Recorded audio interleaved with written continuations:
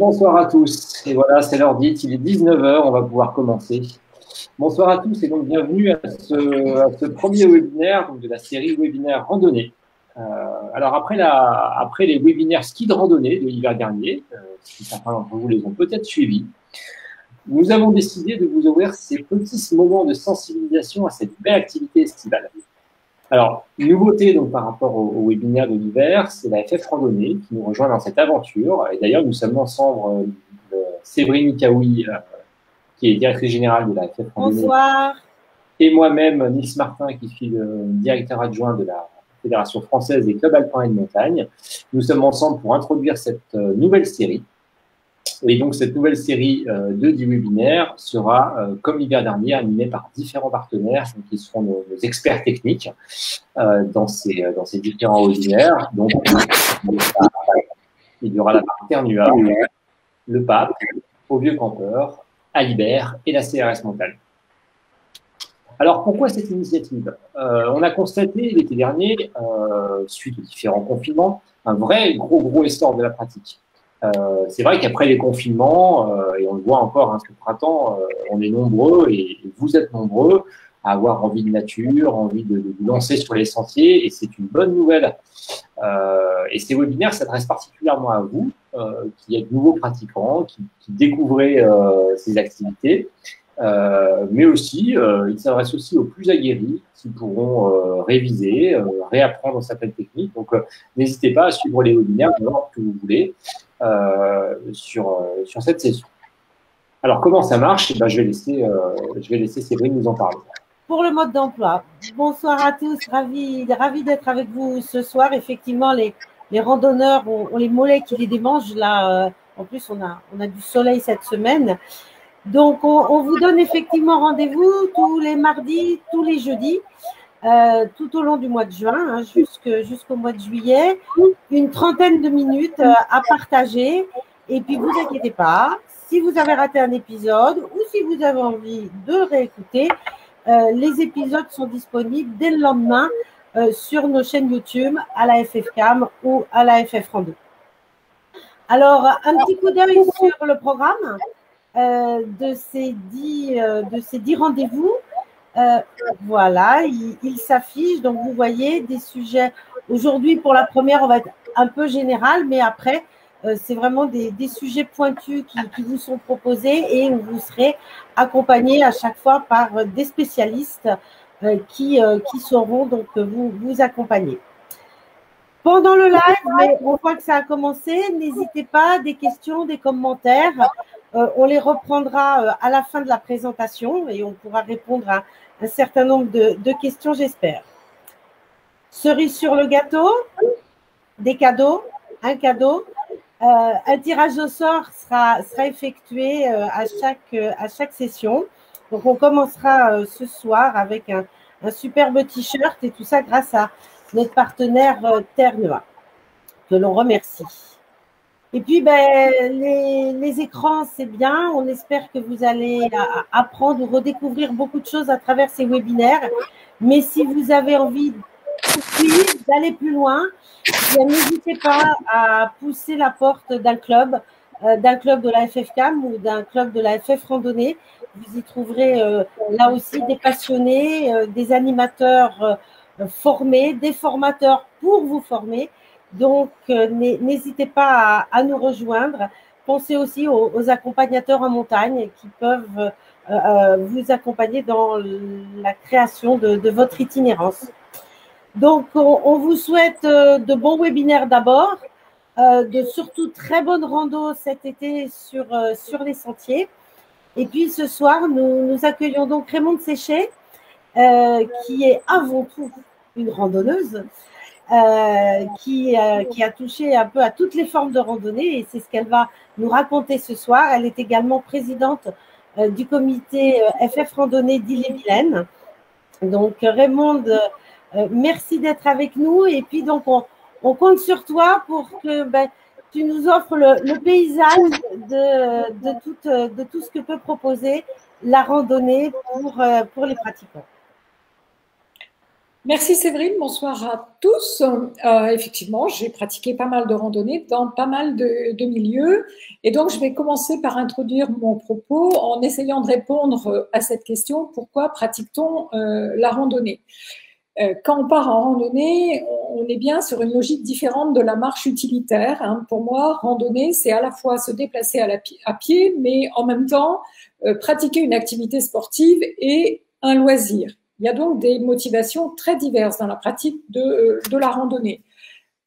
Aujourd'hui, on parle souvent de la randonnée comme, et de la marche en général comme un moyen d'être en bonne santé. On associe souvent la marche au quotidien, près de chez soi, dans une logique de prévention ou de reprise d'activité physique après une intervention chirurgicale, une maladie, ou éventuellement de changement d'activité physique pour passer à une activité plus soft après un problème de santé. Alors, je ne développerai pas sur les bienfaits physiques et je ne m'étendrai pas plus sur cette question de la santé. La deuxième raison de partir en randonnée, c'est de partir pour pratiquer une activité physique. Alors, certains contestent le fait que la randonnée soit un sport, sont en général des pratiquants d'activités physiques beaucoup plus, je dirais, violentes, engageantes que la randonnée, qui dénie à la randonnée le fait d'être un sport. Mais soyons clairs, la fédération de randonnée est une fédération sportive. La randonnée, c'est aussi une activité de pleine nature, un sport de pleine nature. Il n'y a pas de randonnée sans contact avec la nature. Et dans ce domaine, les motivations ont beaucoup évolué avec le contexte sanitaire actuel. Aujourd'hui, on peut dire la randonnée, le lien à la nature, ce n'est plus seulement le cadre dans lequel on va aller pratiquer. L'habitude, c'est de dire que les chemins de randonnée sont notre stade. Je crois qu'il faut dépasser cette idée pour dire que la nature, c'est vraiment un besoin existentiel. Ça va de pair avec la recherche du bien-être corporel et mental. On va randonner pour vivre des expériences, pour éveiller la totalité de nos sens et plus seulement notre regard, hein, sentir, toucher. C'est ce que nous faisons dans notre comité Ille-et-Vilaine, par exemple, quand nous proposons des sorties randonnée et méditation ou randonnée et yoga, donc des pratiques qui associent randonnée et lenteur.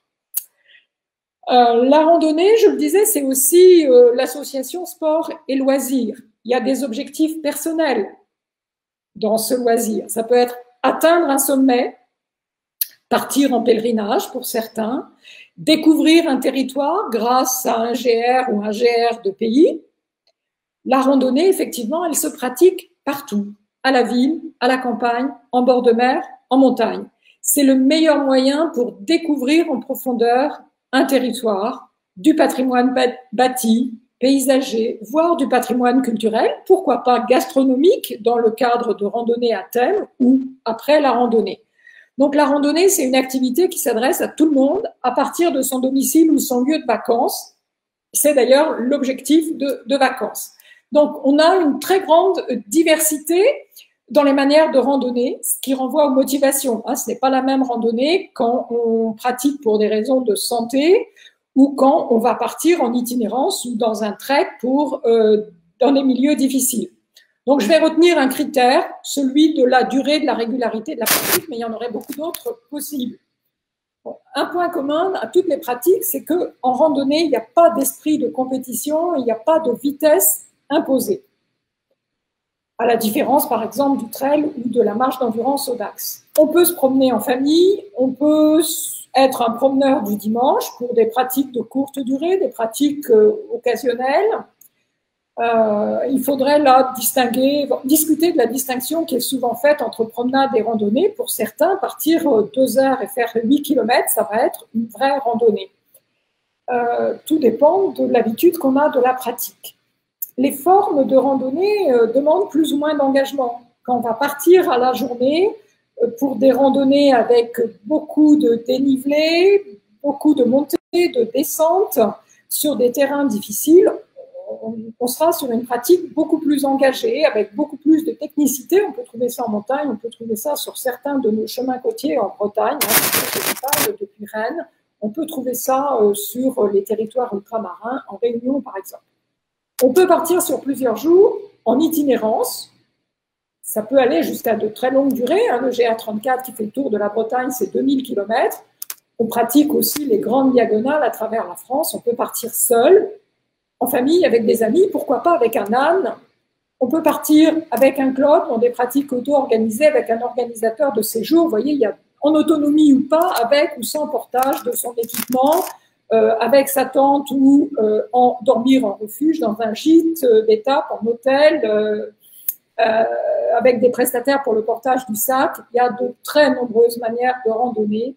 Mais voilà, cette question des services autour de la randonnée, c'est une question importante. On n'oubliera pas évidemment toutes les aménités que le randonneur qui part à la journée, voire sur plusieurs jours, est en attente de trouver sur les itinéraires la présence de sanitaires, la présence de ravitaillement, la présence de prestataires pour le portage du sac. Et tout ça, ça fait partie des choses, des domaines pour lesquels la Fédération de randonnée travaille de plus en plus à la recherche de prestataires et puis en lien aussi avec les opérateurs touristiques pour améliorer les possibilités de pratique de randonnée par tout un chacun, quelle que soit la forme. Ce qui compte dans la forme de randonnée que l'on choisit, ce n'est pas le défi qu'on peut se donner, c'est bien la motivation et la recherche du plaisir. Ce qui m'amène à finalement le troisième temps de mon propos sur les conditions de la pratique. Donc les conditions de la pratique, ça s'accompagne de conseils pratiques et le premier conseil pour trouver plaisir dans sa randonnée, c'est de bien choisir son itinéraire. Et bien choisir son itinéraire, c'est d'abord, et là ça renvoie à une question relative à la santé, tenir compte de ses capacités physiques et de son niveau de pratique.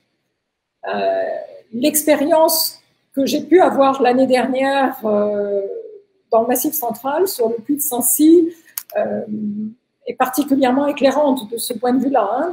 Donc, beaucoup de familles avec des enfants, pas toujours bien équipés, montant le puy de Sancy et finalement complètement épuisés à mi-pente et cherchant le meilleur moyen pour faire demi-tour et laisser finalement le conjoint, souvent le mari, finir tout seul. On imagine l'état d'esprit le soir au retour. Donc avant de partir sur une rando difficile, on a l'habitude de dire une bavante, avant de partir en montagne, avant de partir plusieurs jours, il faut s'assurer qu'on peut le faire. Il faut s'y préparer. Sinon, c'est un échec. Alors que, je l'ai dit, la randonnée, ça doit d'abord être un plaisir. Il faut pouvoir arriver au but qu'on s'est donné et ce but, il doit être réalisable. Il faut aussi s'assurer qu'on peut suivre le chemin, le tracé, l'itinéraire. Et ça suppose de savoir s'orienter, lire une carte, s'assurer de la qualité du paysage, du balisage, pardon, la qualité du balisage. On a là à l'écran un balisage de GR, blanc et rouge, mais on a d'autres balisages possibles. Balisage jaune, le plus fréquent pour les itinéraires de promenade et randonnée, mais aussi des balisages locaux choisis par les communes ou les communautés de communes. Pour s'assurer de pouvoir suivre son chemin, il faut savoir s'orienter, il faut aussi partir avec un topo guide, partir avec une rando fiche. Pourquoi pas, c'est le cas de plus en plus souvent, avoir recours à un outil numérique. Dans ce domaine, les smartphones ont remplacé les GPS. Alors, attention aux batteries et aux zones blanches. Pour l'anecdote, en Ille-et-Vilaine, on peut se perdre si on n'a pas le bon équipement dans le Val sans retour. C'est dans Brocéliande. On peut rêver ensuite la nuit aux vilains qui vont rôder dans la forêt. On peut se perdre dans la chambre loup et être croqué pendant la nuit. Donc, assurez-vous de l'état de vos batteries. Téléchargez bien les cartes avant pour ne pas être pris de court devant les zones blanches. Mais il faut aussi s'assurer de la fiabilité de la trace. C'est la question habituelle, classique, de la qualité de la source. Qui l'a produite? De quand date-t-elle? Le plus sûr, les sources Fédération de randonnée pédestre. Parmi d'autres, hein, mais au moins celle-là, elle est fiable. S'assurer aussi, pour pouvoir suivre son chemin, eh bien, que l'itinéraire est ouvert. Or, après des intempéries, il peut y avoir des fermetures d'itinéraire. Chute d'arbres, ravinement, éboulement, neige. En été, ça concerne bien sûr surtout la montagne, mais la campagne, la forêt, le bord de mer ne sont pas épargnés par les aléas climatiques. Il faut donc penser à consulter les alertes sentiers. Vous verrez l'épisode 6, préparer sa randonnée, vous aurez tous les conseils à ce sujet. Il faut aussi, pour bien réussir sa randonnée, s'équiper en fonction du type de randonnée et d'itinéraire. En plus du matériel pour se repérer, le topo-guide, l'application qui va, on pense évidemment au sac à dos, aux chaussures, à la protection pour le soleil, à la boisson, l'eau évidemment.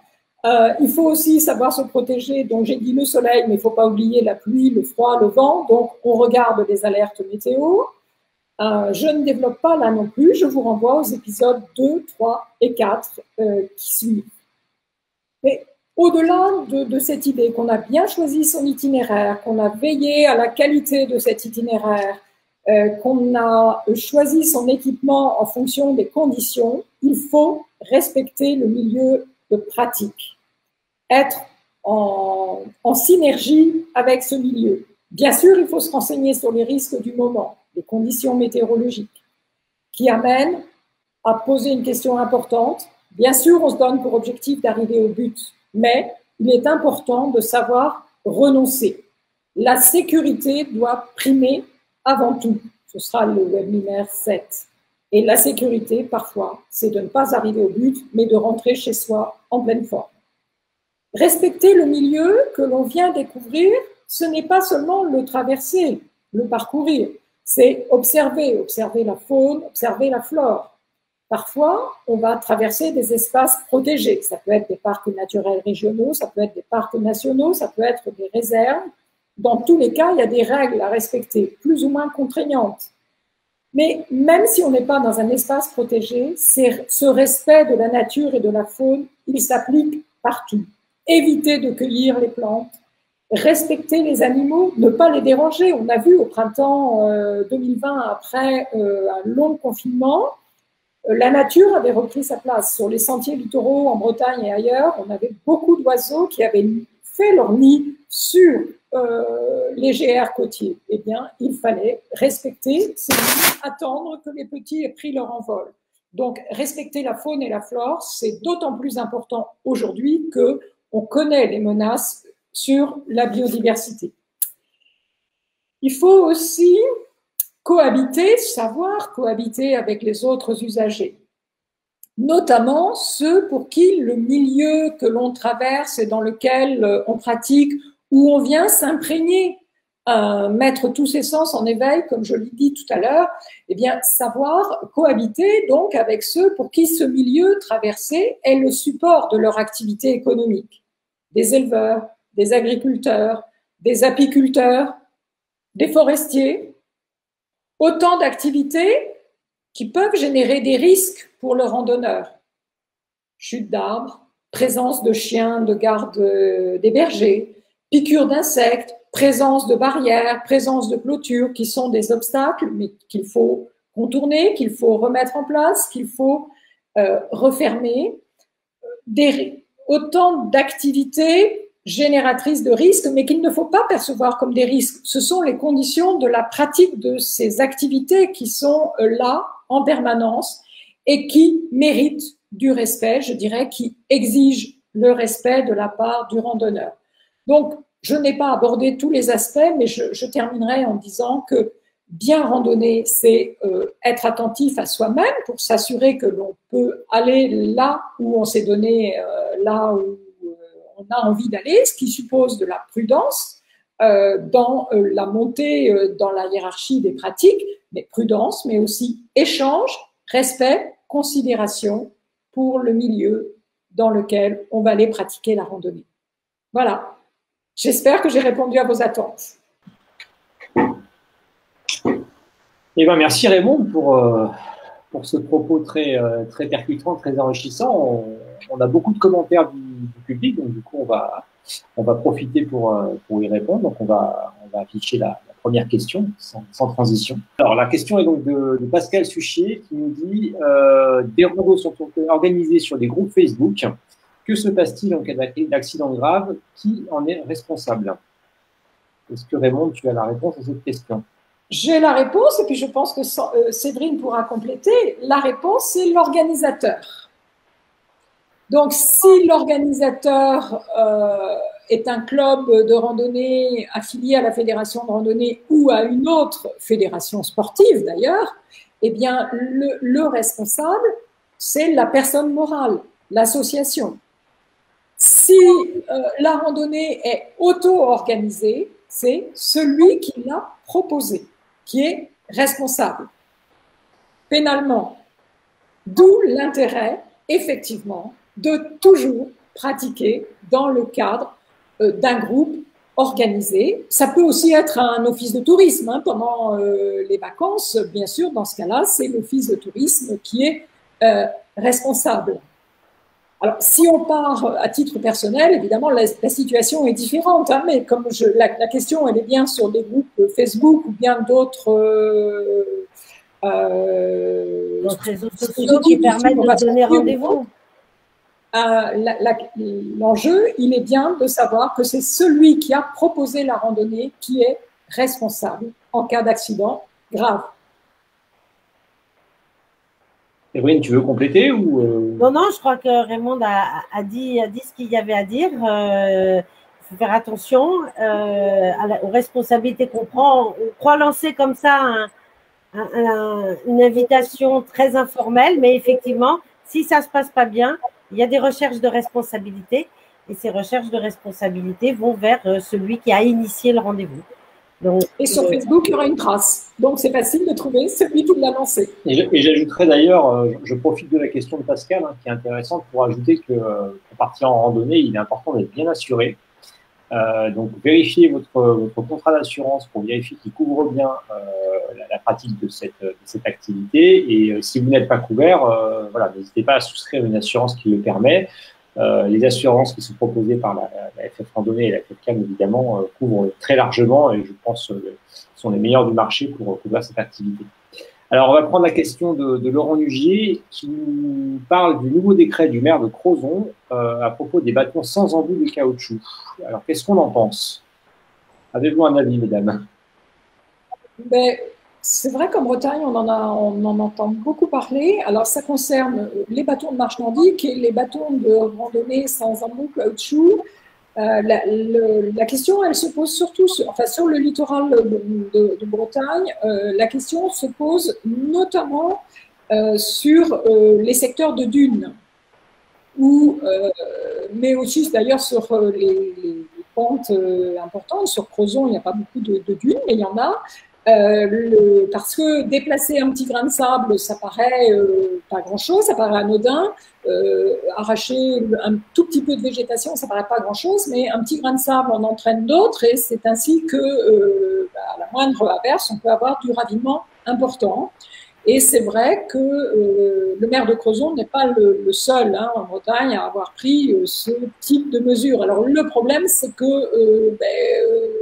c'est pas forcément affiché partout et c'est quand on arrive sur la commune qu'on va découvrir qu'il y a cette mesure et on va pas forcément trouver les embouts à mettre au bout de ces bâtons. Je crois que cette question, elle est intéressante aussi parce qu'elle rappelle, Raymond l'a évoqué dans son propos, parfois la fragilité des milieux traversés. Le GR34, on est là, a aujourd'hui de nombreux points avec de vrais problèmes d'érosion du sol, avec de vrais problèmes d'affaissement de l'assiette du chemin. Il y a de nombreux chantiers pour lutter contre ça. Donc, c'est vrai qu'il faut être vigilant et abîmer le moins possible là où on passe. Et c'est vrai que les bâtons, c'est recommandé pour tout un tas de bonnes choses, notamment physiquement, mais sur certains milieux, ça peut être agressif effectivement. Donc, ça fait partie de ce que disait Raymond, bien se renseigner, s'informer sur là où on va aller randonner, les règles qui peuvent être particulières au milieu qu'on va emprunter, donc les sites internet, enfin voilà, vraiment savoir où on met les pieds, c'est le cas de le dire, et en habillement le moins possible. Oui, je vois dans les commentaires que les embouts, ça ne coûte pas cher, quel que soit l'endroit où on va les acheter. Bien sûr, c'est pas le problème le plus important sur nos sentiers. Le problème le plus important, je l'ai dit, c'est les événements climatiques violents qui sont de plus en plus fréquents, hein, les orages, les tempêtes, suivant le milieu où on est. Les problèmes des falaises en Bretagne, c'est avant tout lié aux tempêtes. En montagne, ça peut être les orages violents, mais justement, comme les chemins sont fragilisés par les aléas climatiques, il faut d'autant plus les respecter, ne pas en rajouter en quelque sorte à cette fragilité qui s'accélère avec les aléas climatiques auxquels nous sommes de plus en plus confrontés. Il y a Josiane qui nous précise d'ailleurs que sur les îles bretonnes, les embouts sont obligatoires et voire les bâtons sont interdits. Donc, il va vous falloir tenir sur vos pieds si vous randonnez sur les îles. C'est bien aux îles que je pensais, même si l'exemple de Crozon avait été pris, mais aussi au littoral nord, Finistère, etc. Alors, on a plusieurs questions. On a plusieurs questions sur les applis qui permettent de randonner. Alors ça, c'est plutôt la réponse, celle de Laurent. Mais il me semble que la question, c'est quelles applis utiliser. Alors, on va en parler, mais je renvoie tous les internautes à l'épisode 6 du 17 juin qui va, on va dire, approfondir ces questions, mais on peut effectivement parler de différents outils électroniques qui permettent de randonner dans le monde. Oui, je peux en parler. Moi, j'ai pointé un autre aspect à propos des applications, parce que ça, je dirais, il y a beaucoup de bonnes applications, tout dépend. Bon, quand on est familier d'une application, on la trouvera très bonne. Suivant le type de randonnée dans lequel on est, les exigences ne sont pas forcément les mêmes. Il y a beaucoup d'applications gratuites qui ont un problème, elles ne comportent pas le fond de carte IGN. Or, quand on va en montagne, par exemple, on a besoin d'avoir le relief, quand même, pour ne pas avoir de surprise. C'est bien que quand les côtes de niveau sont proches les unes des autres, il va y avoir de la pente.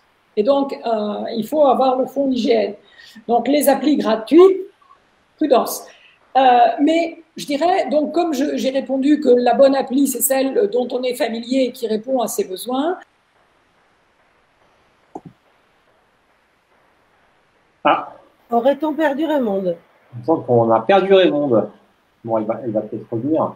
En attendant, on peut peut-être répondre à la question de Fabienne qui nous parle du Beaujolais avec ses vins fameux et qui nous demande de rappeler les numéros d'urgence quand il n'y a pas de réseau. Et ben, le numéro d'urgence, Fabienne, c'est le 112. C'est le numéro européen pour les urgences.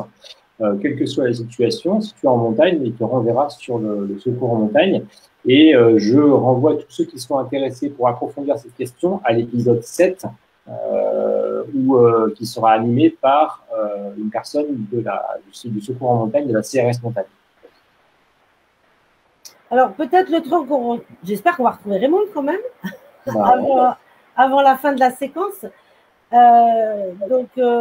Sur ce qu'elle disait sur les applis, sur les outils numériques, souvent quand on prépare son itinérance, quand je parle bien d'itinérance, on a retrouvé Raymond. Alors juste je termine, si vous cherchez à préparer une itinérance, l'appli, téléphone, c'est un petit peu réducteur comme écran.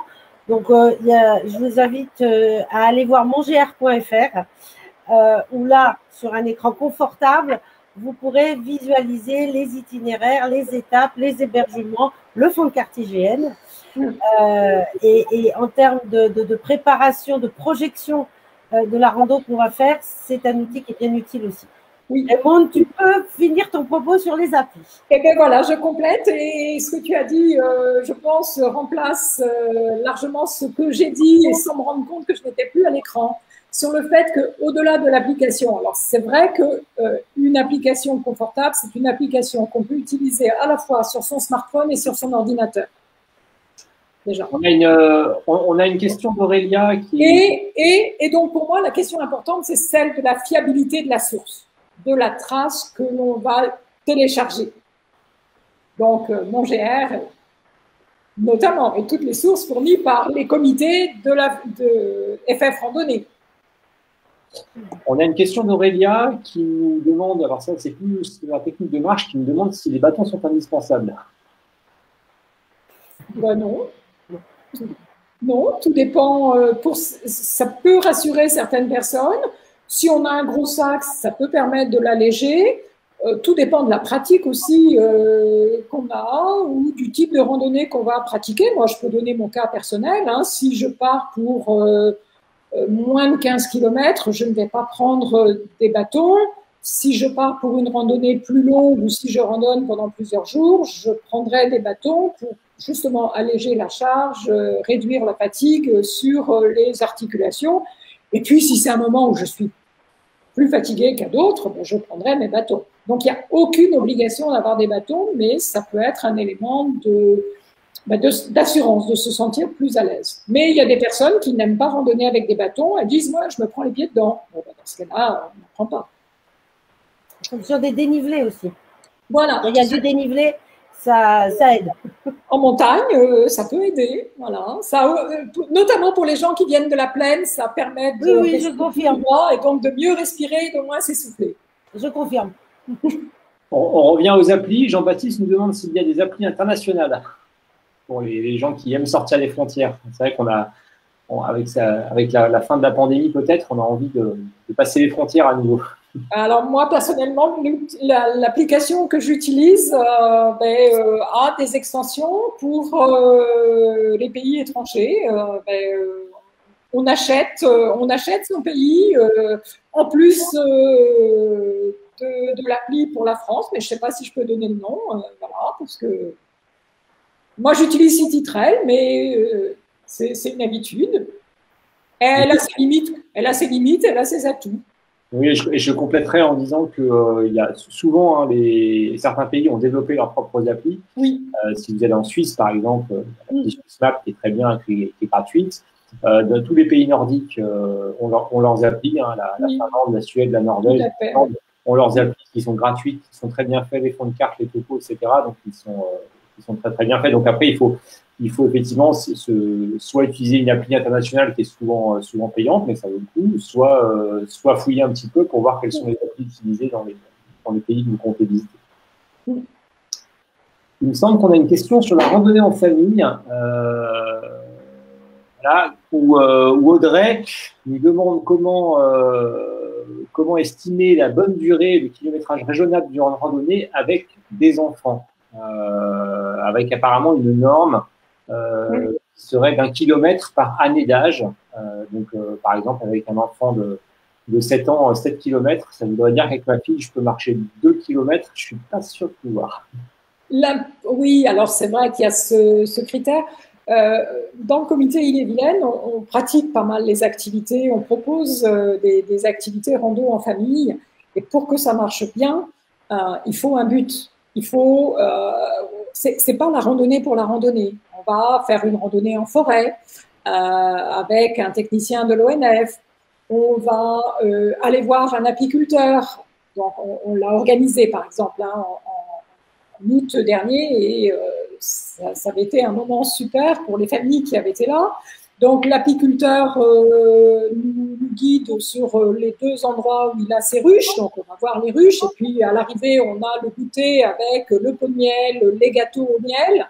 Bon, voilà, je pense qu'avec des enfants, notamment assez jeunes, la randonnée pour la randonnée ne suffira pas. Il faut de la motivation. Alors, ça peut être observer le plus grand nombre possible de fleurs de couleur bleue sur l'itinéraire et les prendre en photo, bien sûr, hein, pas les cueillir. Et puis, à l'arrivée, avoir son petit guide pour retrouver, ou dans le sac à dos, le petit guide pour les retrouver.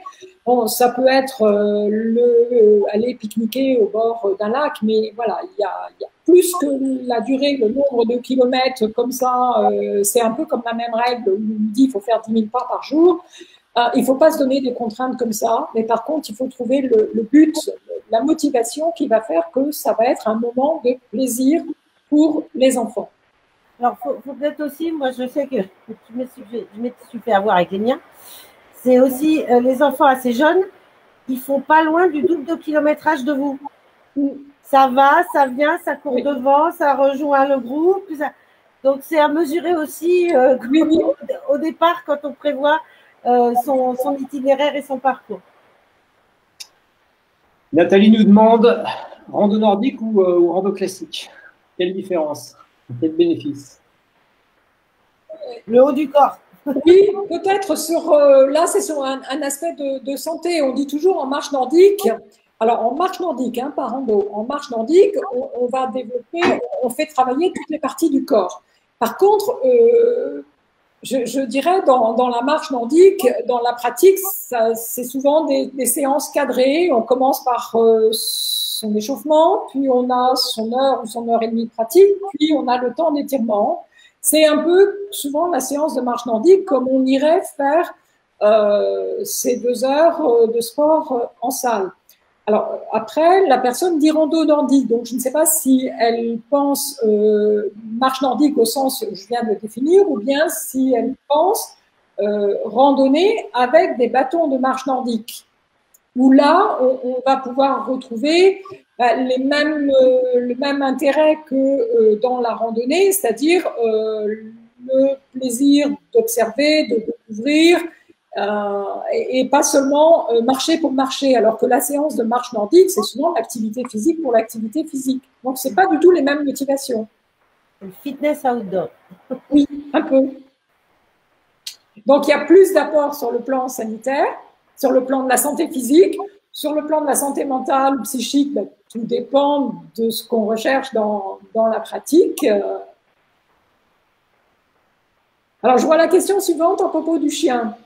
Alors, moi, dans mon propos, j'avais parlé de l'âne, parce qu'avec les familles, ça peut être sympa de marcher avec. Porte les bagages, l'âne. Ça dépend, voilà, du contexte, du parcours, de l'âne aussi. Le chien, pourquoi pas, ça dépend où. Pas en groupe, moi je dis. Et encore, ça dépend, bon, évidemment, le pratiquant, chien d'aveugle, pas chien d'aveugle, chien de guide. Si le chien connaît son maître et respecte lui aussi les règles, c'est-à-dire ne marche pas n'importe comment, devant, derrière, en travers, avec la laisse au milieu du groupe, il n'y a pas de souci. Bref, moi, à titre personnel, dans mon club, je déconseille, je dis non, pas de chien en groupe. En pratique individuelle, oui. Ou alors, il faut vraiment s'assurer que le chien va être en laisse et je le mets devant ou derrière, quoi. Mais par contre, si on est en montagne au milieu des troupeaux avec des chiens de berger, là, c'est clair, c'est non. En conclusion, un randonneur sachant randonner doit savoir randonner sans son chien. Voilà. J'ai réussi à le dire. Et peut-être, ça sera la dernière question parce que je vois que le temps passe vite. Mais Nathalie nous demande si on aurait des conseils pour améliorer sa souplesse dans les côtes et dans les randonnées à fort dénivelé. On va demander à notre médecin fédéral. Moi, personnellement, je ne saurais pas répondre à cette question. C'est là que j'utilise mes bâtons. Aussi bien en montée qu'en descente, d'ailleurs. Et je les allonge dans la descente. Ouais. Surtout avec l'âge, c'est là où ça devient plus dur, finalement, la descente. Eh bien, très bien. On va peut-être clôturer là pour cette première session parce que le temps passe vite. Il est déjà 19h40. On va déjà remercier fortement Raymond pour tous les propos techniques et tous les apports qu'elle nous a proposés ce soir. Merci à tous ceux qui ont participé, qui ont posé des questions. Et donc, n'oubliez pas, donc, on vous donne rendez-vous tous les mardis, tous les jeudis du mois de juin donc pour différentes sessions de webinaire. Vous voyez le programme qui se réaffiche. Et donc, la prochaine session, c'est ce jeudi, évidemment, puisque on va rentrer directement dans le vif du sujet avec le choix des chaussures. Peut-être Séverine, tu peux nous parler de l'intervenant de chez Le Pape. Le Pape est un des partenaires de la fédération. Donc, effectivement, la chaussure, hein, c'est peut-être l'équipement premier avant de partir en rando. Donc, effectivement, toutes les questions autour de tige haute, tige basse, combien de temps pour faire des chaussures, l'entretien, tous ces thèmes seront traités lors de ce rendez-vous de la semaine prochaine. Et ben, merci à toutes et à tous et on vous souhaite une bonne soirée et surtout de bonnes randos cet été. À jeudi. Au revoir, bonne rando.